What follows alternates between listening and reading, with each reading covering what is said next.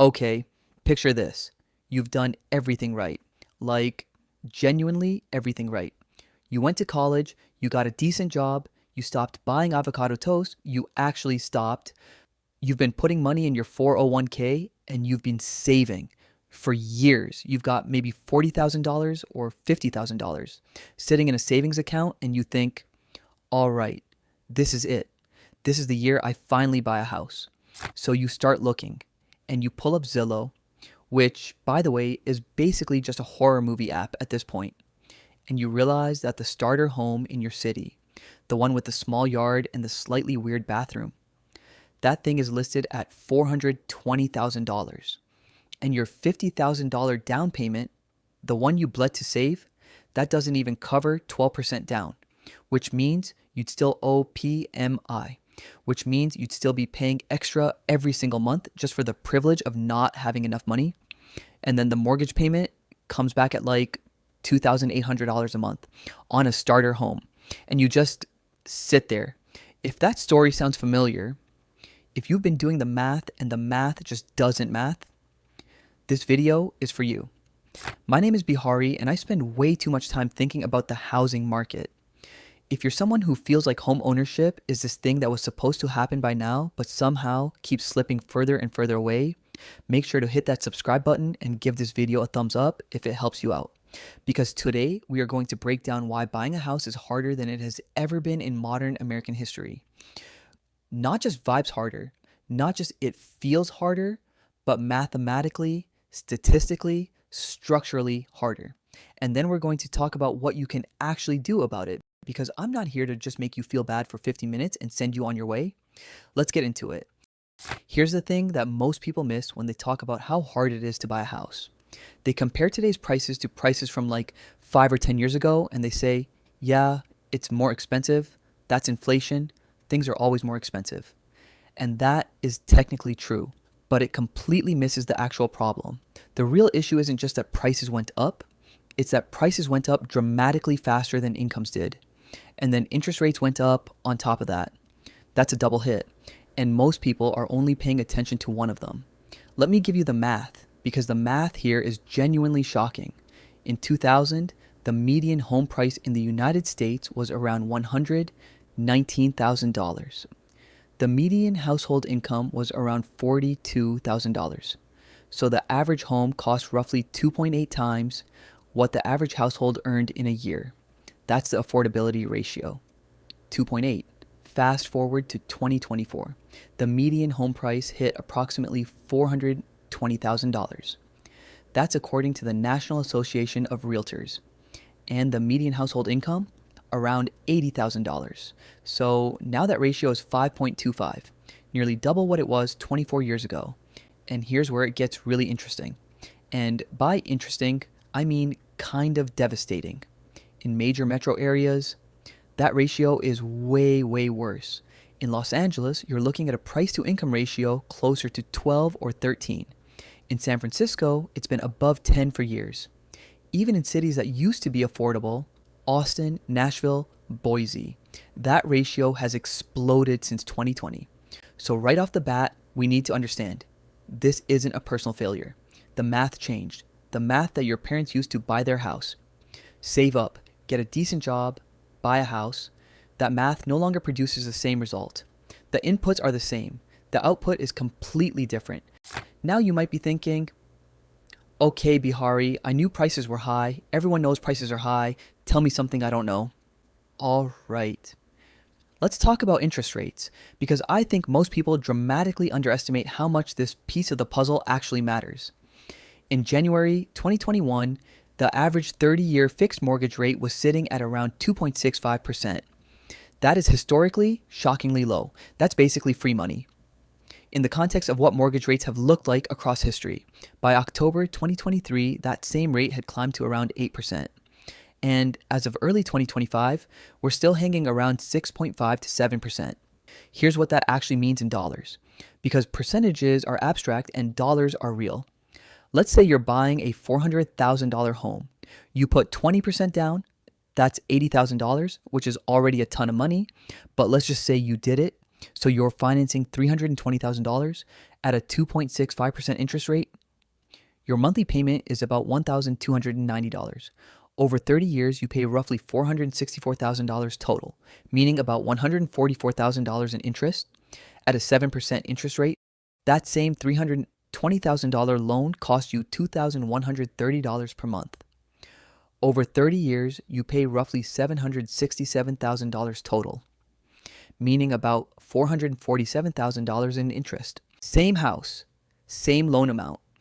$300,000 more in interest just because of the rate. That is a jaw-dropping number.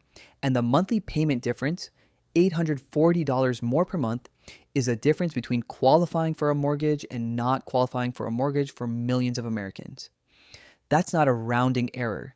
That's a life-changing gap. Look, we could stop there and this video would already be pretty grim. But here's what most people don't realize. Even if interest rates come back down, and they might eventually, we still have a massive structural problem underneath all of this. And it's a supply problem. According to Freddie Mac, the United States has a housing shortage of somewhere between 3.8 and 5.5 million homes. That's not a small gap. That's not something that gets fixed in a year or two. That is a multi-decade systemic underbuilding problem. Here's how we got here. After the 2008 financial crisis, the housing crash, the Great Recession, all of that, home builders basically stopped building. And that made sense at the time because there was a glut of inventory, but then they stayed slow for the better part of a decade. They didn't rebuild their workforces. They didn't ramp back up in the same way. And by the time demand started roaring back, especially post-2020 when everyone suddenly wanted more space, there just weren't enough homes to go around. And then you layer on top of that something called the lock-in effect. This is the part that really messes with the existing supply of homes for sale. Think about it. If you bought your house in 2019 or 2020 at a 3% interest rate and your mortgage payment is $1,400 a month, why on earth would you sell and then buy a new house at 7%? Your new mortgage payment would probably be double, so people are staying put. They are locked into their low-rate mortgages. This is actually one of the weirder dynamics of the current housing market. Normally, when prices get really high, more sellers come into the market because they can get a good price. But right now, the incentive to sell is in direct conflict with the cost of buying again. So inventory stays low, prices stay high, and buyers, especially first-time buyers with no existing equity, get crushed. I want to take a second here and talk about something that the finance world doesn't talk about enough, the psychological and emotional weight of all of this. Because here's the thing, home ownership isn't just a financial transaction. It's wrapped up in this enormous American narrative about what a successful adult life looks like. You grow up, you work hard, you buy a house. That's the script. And when that script stops working, when you're doing everything right and the outcome still doesn't come, there's this very real grief that happens. And then there's shame because you wonder if it's you, if you're not working hard enough or saving enough or being smart enough. I talk to people about this stuff all the time. And I see it constantly. Smart, hardworking people who feel genuinely embarrassed that they're still renting at 35 or 38 or 42. And I want to be really clear about something. That embarrassment is a response to a systemic problem, not a personal failing. The goalposts moved. They moved significantly. The generation that told you just save up and buy a house bought their houses when the median home was 2.8 times annual income and mortgage rates were in a very different universe. They didn't do something magically better than you. They played the game under different rules. That's not to say there's nothing you can do. We're going to get to that. But I think it matters to name this because carrying around shame about a structural economic shift is not only unfair to yourself, it also clouds your judgment about what moves actually make sense for your situation. Okay, so here's where it gets really interesting because this is where I'm going to say something that might go against what you've been told your whole life. There's a version of this math, and in many cities right now, this is actually the real math, where renting is the more financially sound decision. And I know that sounds crazy coming from a guy in a personal finance video, because renting is throwing money away is basically the 11th commandment in American financial culture. But let me show you what I mean. Let's take a real scenario. You're looking at a home in a mid-sized city. It's listed at $380,000. You've got $76,000 for a 20% down payment. Amazing, by the way. That's a lot of discipline. and you're financing $304,000 at 6.8%. Your mortgage payment, about $1,985 per month, but that's just a loan payment. Add property taxes, let's say 1.2% annually, which is pretty typical. That's another $380 per month. Homeowners insurance, call it $150 a month. Maintenance, financial planners generally recommend budgeting 1 to 2% of the home's value per year for repairs and maintenance. At 1%, that's $316 a month on average. HOA fees if applicable, and PMI if you're not at 20% down. So your real monthly cost of owning that $380,000 home is closer to $2,800 or $2,900 per month. Now, what if that same home rents for $1,900 a month in your market, which is realistic in a lot of places right now because rent growth has actually slowed while home prices stayed elevated?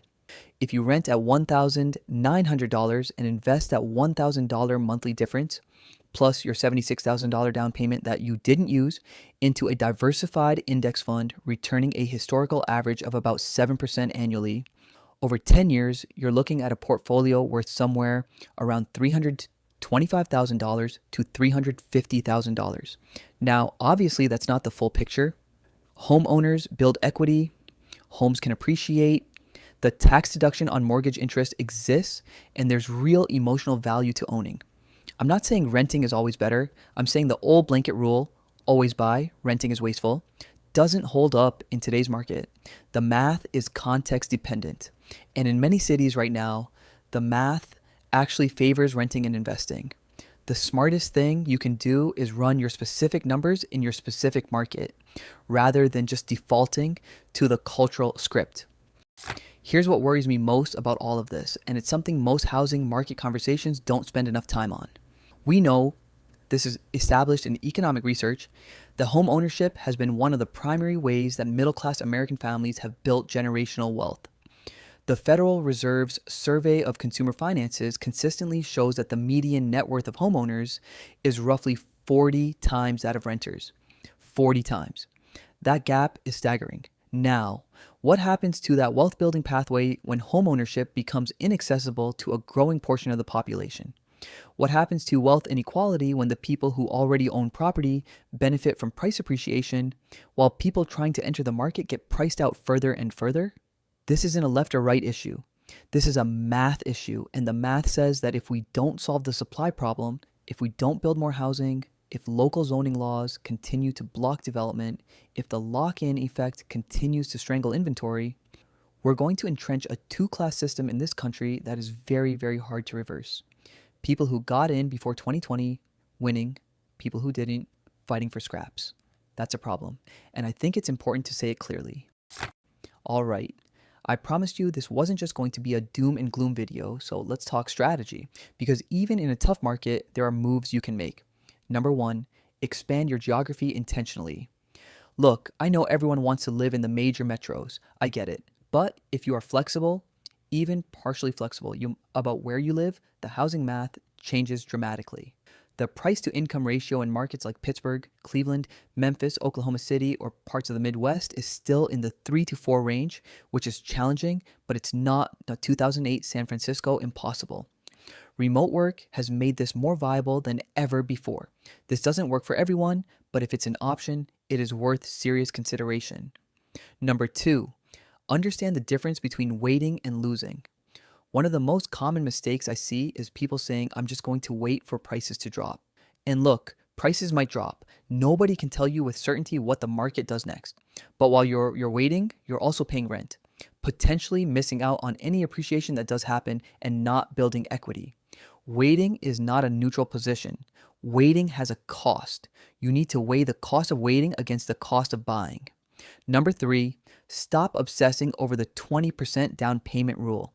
This one is a little counterintuitive, so stay with me.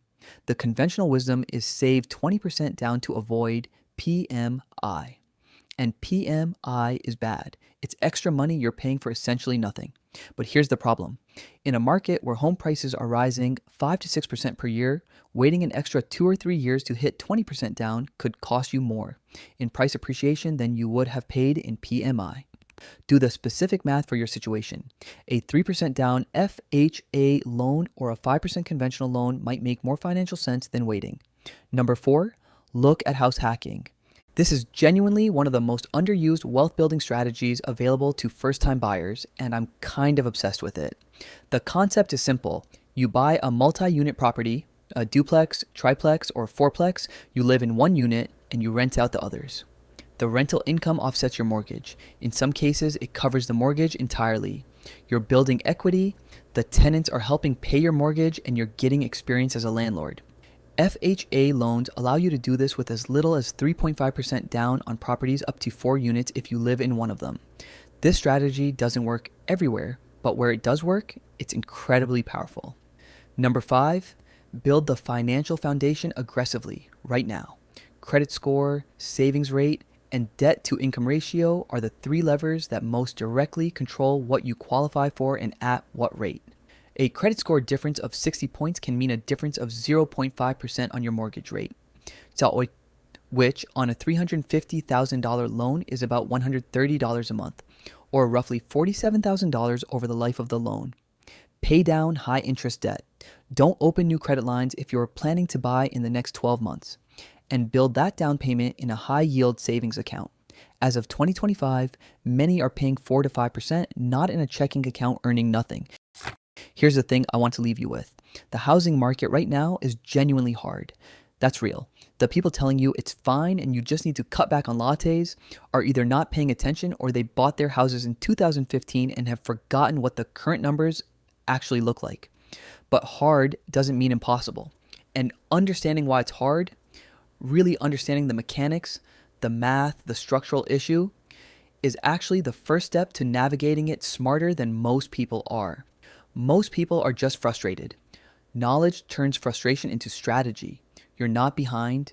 You're not failing. You're operating in a market that changed faster than the conventional advice did. And the people who are going to come out ahead in the next 5 to 10 years are the ones who stopped following the old script and started doing the actual math. So do the math. Run your numbers. Know your market, and make the decision that makes sense for your life, not the decision that makes sense for some generic American dream that was designed for a different economic era. If this video helped you see the housing market a little more clearly, please hit the like button. It genuinely helps this channel reach more people who need to hear this stuff. Subscribe if you want more of this kind of no-nonsense financial breakdown. And drop a comment below. Are you currently trying to buy on the fence, or have you made a decision one way or the other? I read every comment and I'd love to know where you're at. I'll see you in the next one.